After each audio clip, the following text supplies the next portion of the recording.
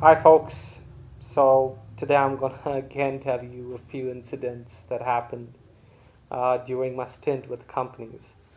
So, there was one company I used to work for, and I'm not gonna give you the name of the female, but she was the manager, and every new hire that used to get hired, she used to like, okay, tell me one thing. If you had to go on a date with a girl because she was beautiful. So she said, "Who would you go out with?" And the guy said, "I'll go out with you." Very happy. She used to be very happy. I don't know, some kind of she wanted to confirm all these things from people or something of that sort. So no issues. Now my turn came. It's like all right. So she asked me like again the same question like if you had to go out on a date, which girl would you choose? I was like, I like everybody in general. And so that way, so that was a little bit, I didn't want to answer that question, but these ladies do create a problem for me, and specifically because I don't understand.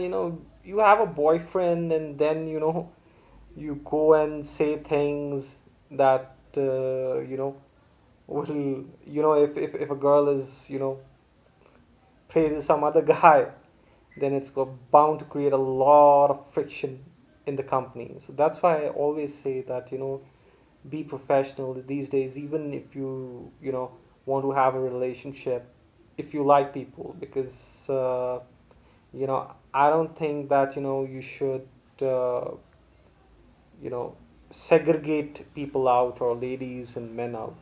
It's tends to create a lot of friction, so it's better that these people with relationships work in different companies. That's very essential these days, because these days you just can't say that there can be nepotism just because you're married.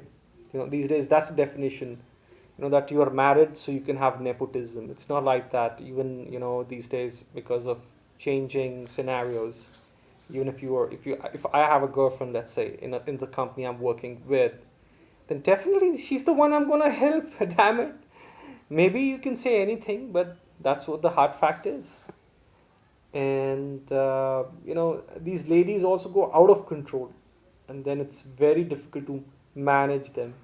And I don't know where this psychology came, as, and some of them are like, they come and show their bum to me. I was like, all right, what the fuck do you want me to do, man? Have sex with you? So it's like, female is like a little bit, I think, more than ass. And, these people get psyched out, and their psychology is totally fixated on the bum. It's like, sometimes it's demeaning as well, because it's such a natural thing, and, I don't want to make a mountain of a, mole. So it's uh, molehill. So it's like, just crazy stuff and crazy people. And I don't want to take names, but there've been a plenty of ladies, and some married one as well.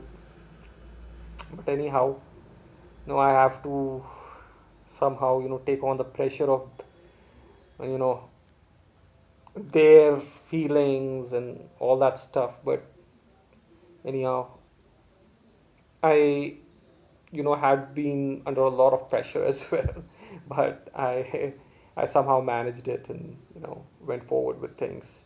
But sometimes you have to give them a stick as well, so that they stay in their place. And that company also had five brothers, and these five brothers, they used to do everything together, even go to antisocial areas together. And like the expert gynecologist. And one of the chap, he was so desperate, he was taking this female, that female, this female, that female, has like gone crazy or something. And